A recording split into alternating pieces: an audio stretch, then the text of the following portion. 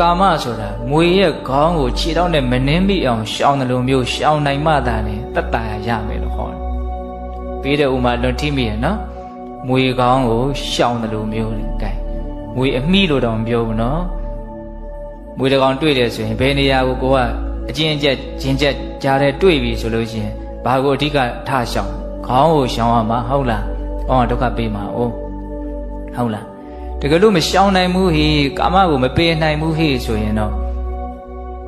လှေပေါက်ကြီးနဲ့ရေလန်းခရီးကိုသွားတဲ့လူဟာသူ့လှေထဲကိုရေတွေကအမြဲဝင်နေတယ်လို့အဲ့ဒီလူရဲ့ဘဝမှာဆင်းရဲမှုတွေဘေးတွေရန်တွေဒုက္ခတွေဟာအမြဲဝင်နေမှာပဲနှောက်ယှက်နေမှာပဲတဲ့ကာမကိုမစွန့်မဲနဲ့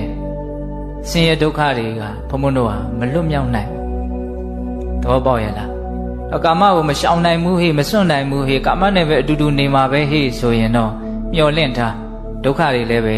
ရှိနေလိမ့်မယ်ဆိုတာလှေပေါက်ကြီးနဲ့ရေလန်းခီးသွားပြီဆိုရင်တော့လှေကအပေါက်ကြီးဆိုမှတော့ရေကတော့ဝင်မှာပဲလေအဲ့တော့အနစ်မခံနိုင်တော့ဘာလို့မလဲဒီရေကိုခက်ခက်ပြည့်နေရမှာပေါ့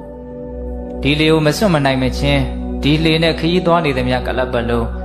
ဒီလှေတွေကရေကိုခတ်ထုတ်နေရတဲ့ဒုက္ခ